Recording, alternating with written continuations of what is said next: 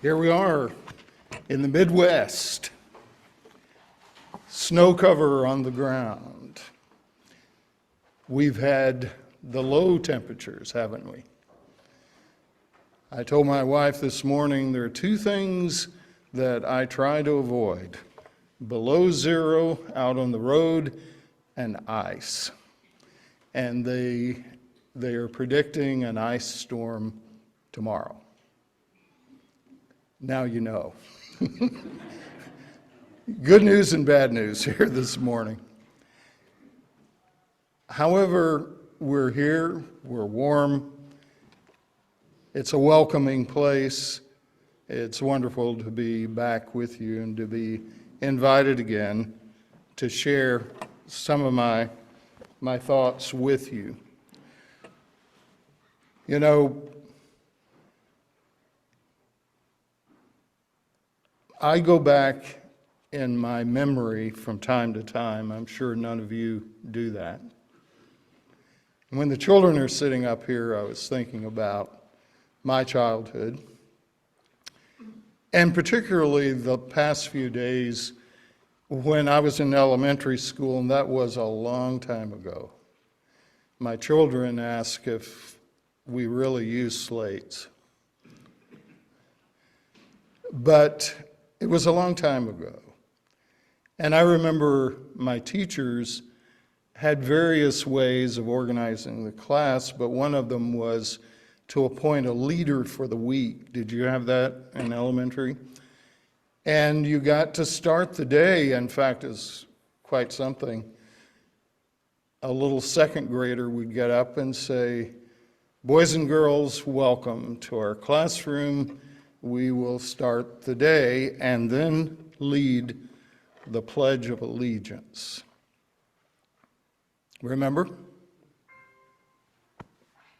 I pledge allegiance to the flag of the United States of America and to the republic for which it stands, one nation, under God, indivisible, with liberty and justice for all.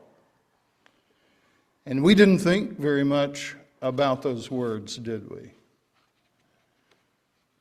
It's wonderful. It's wonderful to look back on it. And from time to time, I get to do that pledge again in various circumstances. But we didn't think about those words, justice for all. Justice for all is the dream of the ages. Men and women have always longed for peace, but without justice, there is no peace. When we think of justice, we often think of the courts, don't we? We have a Department of Justice in Washington. We have courts of various types. USA Today, January 12, 2024. The wrongful conviction of Ronnie Long in North Carolina might appear shocking. No physical evidence, false testimony, a conflicting description of the suspect, but 44 years behind bars for a crime Ronnie Long did not commit. 44 years. But experts are not surprised. They say U.S. prisons are filled with potentially innocent people. While Long's case is particularly egregious, experts told USA Today some of the factors that led to his imprisonment are still at work today. The 66-year-old man was released, has a historic settlement coming, was convicted by a jury for the rape of a woman. According to attorneys, evidence that would have exonerated him was withheld from the defense. Officers gave false testimony, and according to the Duke Law School's wrongful convictions clinic, Long was a victim of a false identification, totally different than the victim had given right after the crime. And yet, he served 44 years. Can we even grasp that? Imagine. I used to work in education. I was a teacher for many years. And in one school that I served in, there was a wonderful lady. I love her to death. She dealt with children all the time. She was a registrar in this high school. And teenagers would come to her with their complaints. You can see the scene, right? The food's no good, whatever the complaint of the day was. And Beth would say, well, guys, life is hard and then you die. And you could see the teenagers wilt under that pronouncement. They loved her, but she would put them in their place. Life is hard. Is it? In Quincy, 2024, is life hard? Is it difficult? If we are honest this Sunday, we see that life, even under the best of circumstances, is unfair. It's not equitable. Life discriminates. I'll give you some examples. Some children are healthy. Some live their entire lives in Shriners hospitals. Some children suffering from cancer are in St. Jude's in Memphis, where I used to live, today. Some just entered Dallas Children's Hospital. Philosophers and theologians and common ordinary people like you and I have struggled with this over the millennia. Some children are amazingly athletic, and others are horribly disabled. Some are born with a very high IQ, and others have severe learning disabilities and cognitive problems. Some will live to be 100 years of age with almost no health problems, and some are sick every single day of their entire life. The unfairness of human life is staggering. In every area of life, think about it: physical, mental, emotional, financial, educational, and spiritual, we see the haves and the have-nots. The inequality is particularly difficult when it's man-made. Going back thousands of years, history shows us that most humans have had very little. And do you realize that on this planet today, as we sit here in comfort, most humans have very, very, very little. Little money, little food, little shelter, little hope, lots of war, and a good helping of famine, but little else. On the other hand, human beings have always dreamed of something better, don't you? We dream of something better. Buddha taught that every individual should be valued and treated with justice and fairness. He taught wisdom, kindness, patience, generosity, and compassion. Hindus believe that it's important not to inflict pain on others, and that male and female are equal by birth. Justice in Islam means placing something in its rightful place, where it is supposed to be, and correct all injustice. Today, the dream meets reality. In 2024, you and I, we know that murderers go free. Burglars get off on technicalities. Courts have two systems, one for the rich, one for the poor. Elderly couples last night were scammed out of their entire life savings. It's gone this morning. Young girls all over the planet are trafficked. Streets are filled with predators and prey. We could go on and on. On top of that, my wife and I were talking the other day, and I said, we live in a graceless age.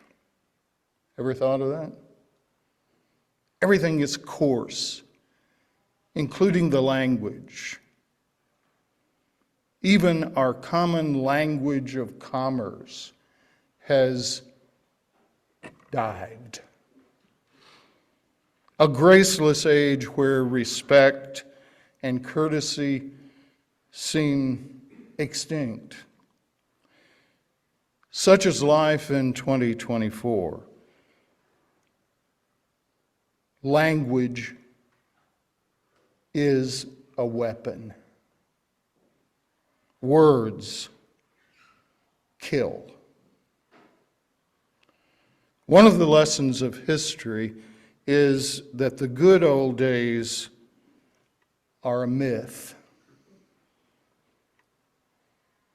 They never happened.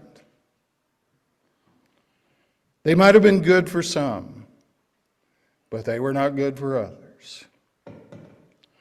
If we travel back 3,000 years to Judea, we find a world very similar to our own. Cruelty, greed, bad leadership, a divided country. They were so divided, the nation of Israel, that finally they split into two kingdoms, the kingdom of Israel and the kingdom of Judah. Ever feel like we're headed that way? Could not agree on anything. Hopelessness prevailed, despair, enemies without. The Philistines are right outside the border, and then probably the most feared army in the history of the world was lurking and eventually came. Ever read about them? The Assyrians. They were feared with a fear that we cannot imagine. The cruelty they inflicted was horrendous. War on all sides, enemies within and without. Who can you trust? Violence on the streets, mass migration. Sound similar? The prophet Micah finds himself in this world. What to do? What can we do when everything seems to have gone down the tubes?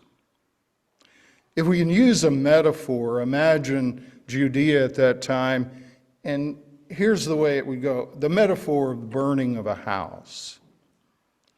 In Judea, the people would even argue about who got credit for reporting the fire? Should we use buckets or should we tear down buildings to fight the fire? No one could agree. Should we use fresh or salt water? Which is best to put out a fire? Does it matter?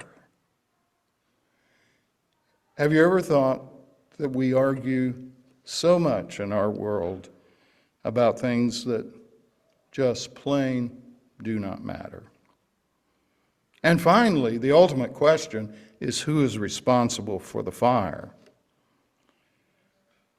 With this kind of cooperation in the country, towns were being destroyed, victims everywhere. Micah would understand our perplexity today. We ask ourselves, does anyone care? Have you ever thought that today drivers are more afraid of what happens after the accident than they are the accident?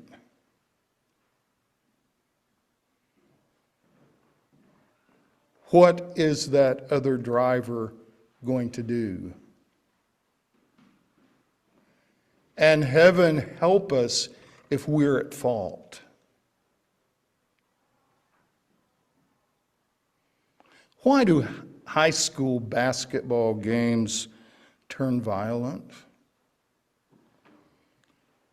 Why today do parents get into a brawl over a little league game?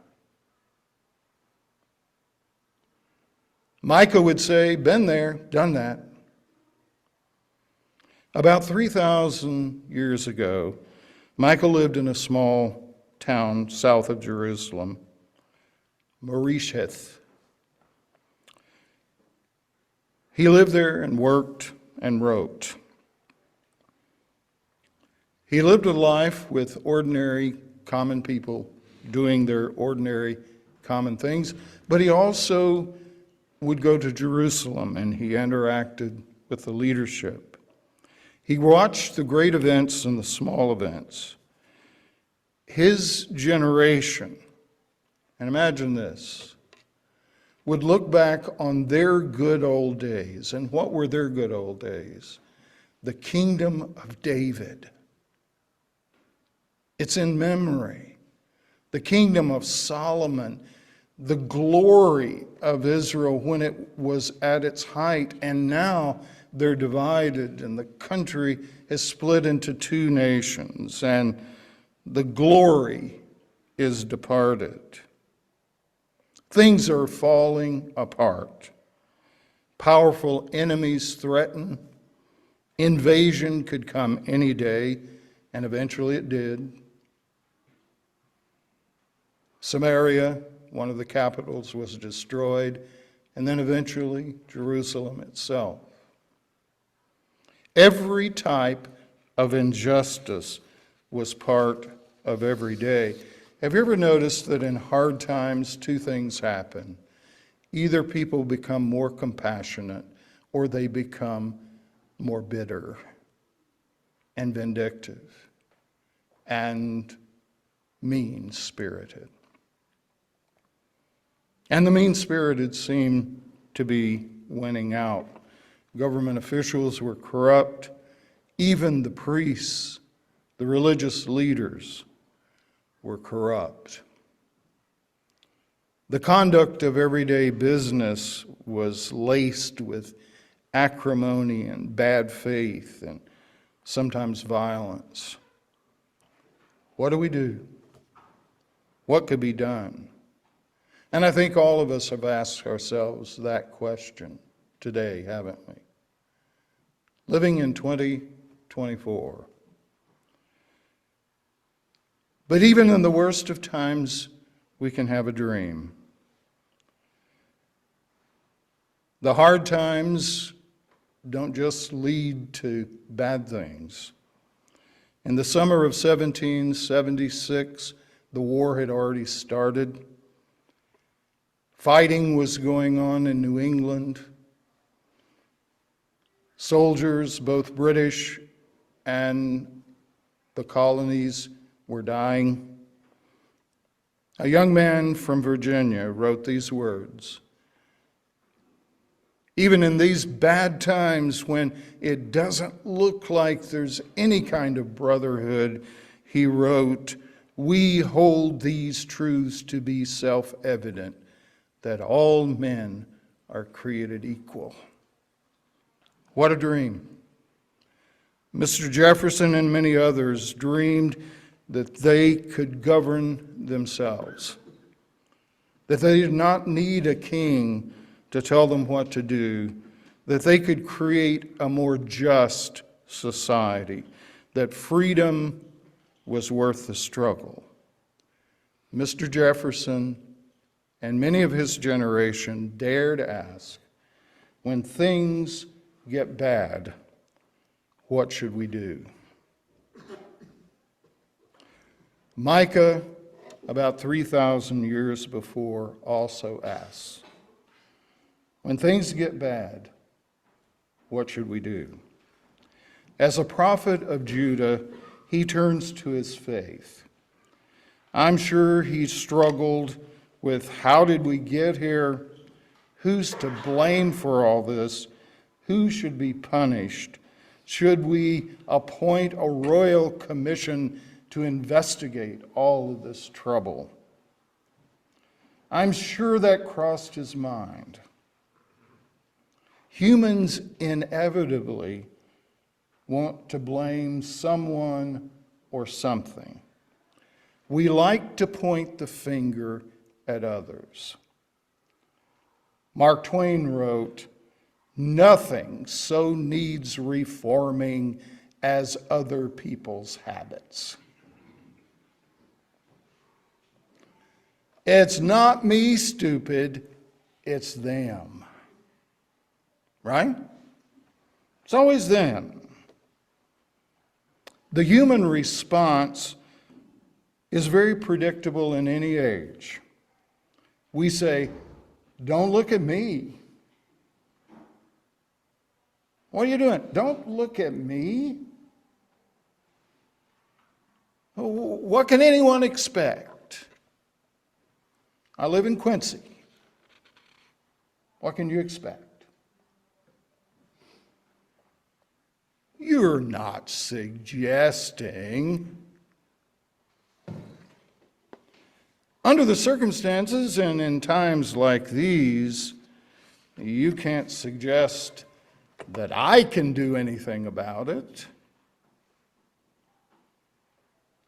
And so Micah asks this question: what does the Lord require of thee in these times?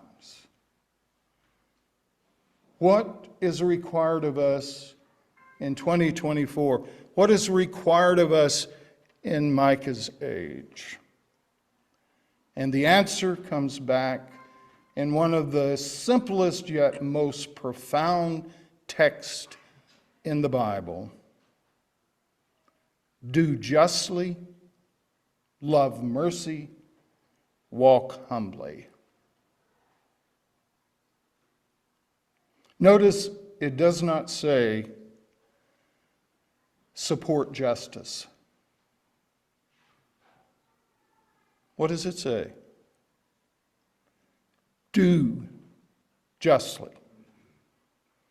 Suddenly the responsibility shifts. If you want justice, do it. Just do it. If you want the world to be a better place, make your next human interaction, your next business deal, your next difference of opinion, make it better. Make it work. Make it work.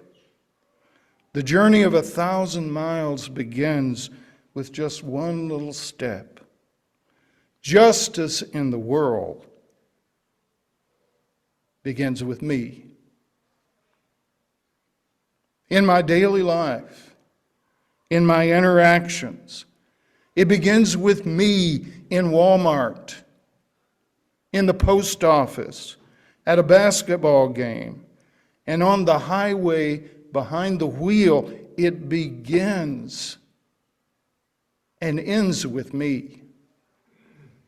It's not the Department of Justice. It's not the courts. It's not anything out there. It's in here. To create a more just world, we do not have to reform the judicial system. We have to reform ourselves. Back in the 80s, I heard something that has changed my thinking to this very day. And this is it. The only person on earth you can change is yourself. I notice, I acknowledge, I tip the scales.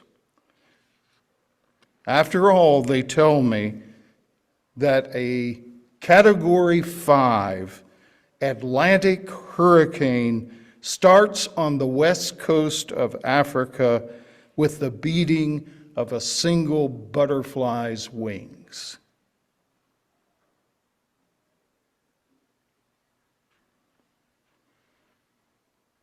That Cat 5 storm starts in the smallest of ways. The human reaction to injustice is usually rage. Have you noticed that?